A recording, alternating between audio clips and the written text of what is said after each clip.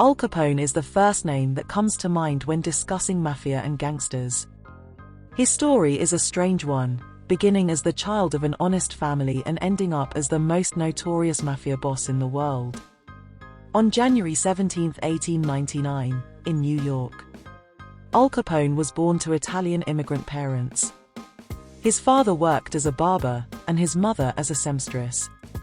Both were law-abiding and honest people, making it impossible to imagine their son would eventually become a notorious criminal.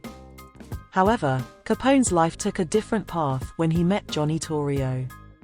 Torrio was the leader of an illegal gambling gang in Brooklyn, where the Capone family lived. Young Al began running errands for him while also pursuing his education. Despite being a successful student, Capone found the allure of the glamorous gangster lifestyle irresistible. This eventually led him to distance himself from school, and he was expelled at the age of 14 after punching a teacher. After working in honest jobs for a brief period, Capone found the effort required too much for his liking. He had seen the ease with which gangsters made money and wanted the same life. This led him to abandon honest work and dive into the world of crime, with Johnny Torrio as his mentor. Torrio had moved to Chicago, but he never severed ties with Capone.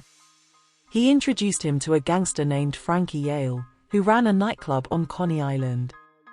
This became Capone's school, where he learned about thugs and finishing touches. During a fight with a girl's brother, Capone was wounded on his face, earning him the nickname Scarface. The nightclub taught Capone all kinds of filth, and it was here he began his criminal career.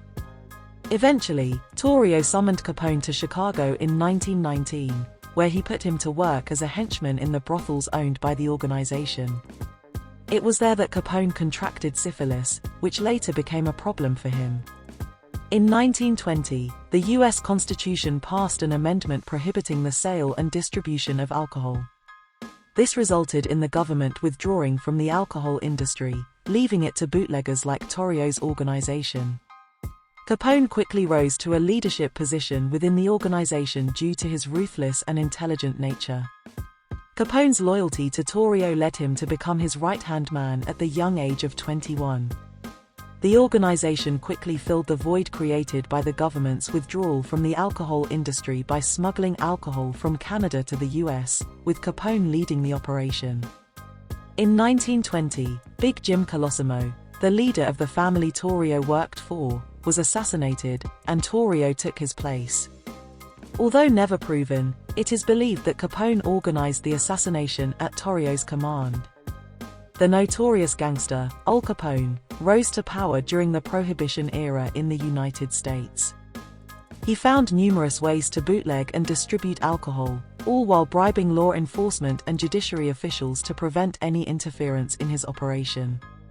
Capone was so successful in destroying rival gangs that his reputation spread throughout the Chicago underworld. In 1925, a failed assassination attempt on his mentor, Johnny Torrio, led to Capone taking over the reins of the organization at the young age of 26. Capone was not your typical mafia boss. He enjoyed living in the public eye and had a lavish lifestyle. He resided in one of Chicago's most famous hotels, drove luxury cars, wore expensive clothes tailored by the best tailors, and wore fancy jewelry. He never got his hands dirty and always hired others to carry out his murders. His intelligence helped him understand the importance of winning the public sympathy, so he constantly threw money around, distributing bribes and helping the people. Through the newspapers he bought, his popularity increased, and the people of Chicago saw him as a modern-day Robin Hood. However, his true aim was to continue making money from his illegal activities while appearing likable. Capone made an astonishing amount of money from bootlegging, estimated to be around $100 million annually. His image as a good person was shattered in 1929 when men disguised as police officers killed 7 men from a rival gang in what became known as the St. Valentine's Day Massacre. The incident terrified the people of Chicago, and the city's leaders had to take action. The owner of the Chicago Daily News went to the White House and convinced President Herbert Hoover to intervene.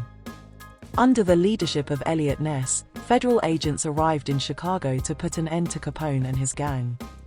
They pursued his smuggling activities, conducted raids, and destroyed thousands of gallons of illegal liquor. Another team led by Frank Wilson examined all of Capone's financial transactions, scrutinizing over 2 million documents and questioning hundreds of people working for Capone. Despite his attempts to bribe federal agents and have them killed, Capone was convicted of tax evasion, a crime that brought him down. Sentenced to 11 years in prison at the age of 33, Capone was diagnosed with syphilis and gonorrhea, which were too late for treatment. He lost his mental faculties a little more each day and, after serving 7 years in prison, was released at his family's request. However, Capone's mental capacity had regressed to that of a 12-year-old child.